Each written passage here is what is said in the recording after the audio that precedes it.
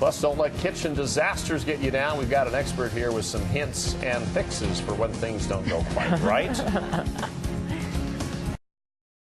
Okay, with all the parties and dinners, if you're like most folks, you probably be spending a lot of time cooking and baking between now and the end of the year. Well, Mary's in the kitchen with author Christopher Karnick with ways to avoid kitchen chaos. And he has examples set out of ways to avoid kitchen chaos, and you wrote a book about it, Kitchen Disasters. We did, Kitchen Disasters, because you know what? Everybody has a hiccup in the kitchen. You make a mistake, you have to throw it away and start over. You know what? And if you're not making a mistake, you're not experimenting in the kitchen. That's true. So today we're going to show you 3 of the most important mistakes that people make. But remember, there's a remedy for all of them.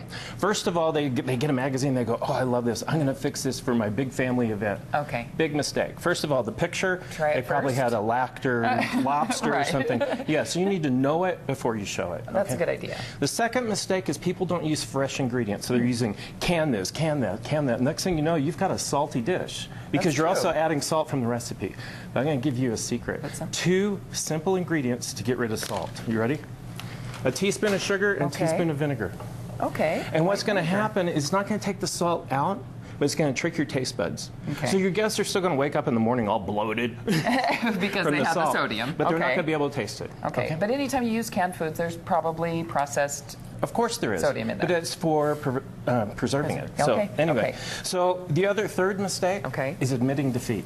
You should never, ever go to the table, oh, it didn't turn out, feel sorry for me. No. Yeah. Instead, what we're going to do is we're going to either reinvent it, recreate it, or redirect it. Okay. So we're going to give you an example. All right. Okay. What so did you do? What we have here is what was supposed to be lovely, crisp vegetables, and they're a soggy mess. They are soggy. So what we're going to do now is we're going to decide what direction are we going to take it. So we have to look at our whole meal. All right. Where are we? Are we doing a French meal south of the border? If you were doing a south of the border, we're going to correct this disaster. We would go south of the border ingredients. So here we have some salsa, some cheese, some pepper. Okay.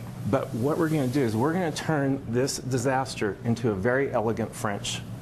Okay, how do you do it in 15 seconds or less? Like this.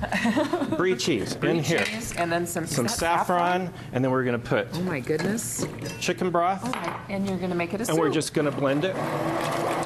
And voila. This is what it This turns out is like? the end result. Oh my gosh. And you go to that table with the full conviction that that was how it was intended. Yes, this is gourmet soup that I fixed just for you. Absolutely. Invented a recipe. That's Thank right. you so much. You That bet. is a great idea, and a whole book with those There are. kitchen disasters And more. that you can Many. fix. All the solutions. Okay, Ron and Debbie, back to you. Thanks so much. Thank you. That is cool. That is cool. Wow. And All your right. guests will still feel bloated. That's so funny.